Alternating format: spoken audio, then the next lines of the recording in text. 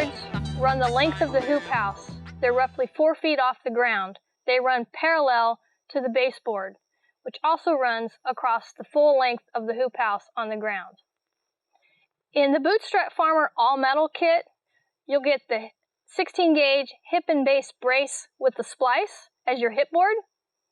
If you're doing the DIY kit, you'll use a 1x6 for the hip board and a 2x6 for your footer or your baseboard.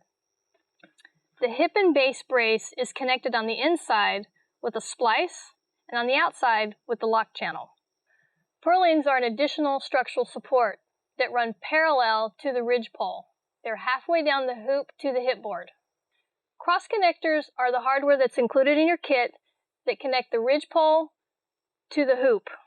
You're going to start from your end wall, your perfectly plumb end wall, and you're going to go to the first hoop, and you're going to adjust this hoop left and right to make sure that it's exactly 4 feet and even from your first end wall. You're going to go to the next hoop, and you're going to do the same thing, make sure that it's even and 4 feet apart. And you're going to keep doing that until you get to the end. And you're going to see that all of these are exactly 4 feet apart, left and right, or up and down. You'll start with your cross connector at the very end with a perfectly plumb end wall.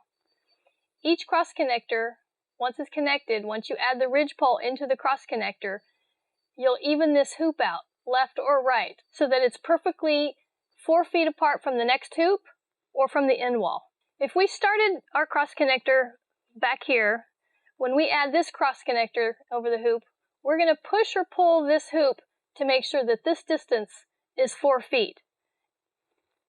This 4-foot section will match the 4 feet that we put our ground posts in.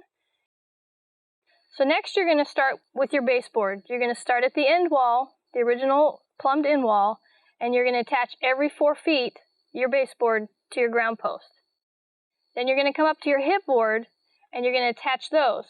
This is an opportunity to make sure that your hoops are exactly 4 feet apart. You're going to attach the hip board every 4 feet to every hoop.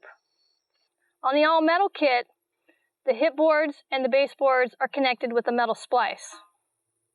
On a DIY kit, you can span the wood across your hip board, and if it doesn't match, you can add a piece of wood. This would be a wooden splice between these two pieces. Hip boards and baseboards improve the structural integrity of a hoop house. It also acts as the foundation for your lock channel to attach any plastic or additional cloth.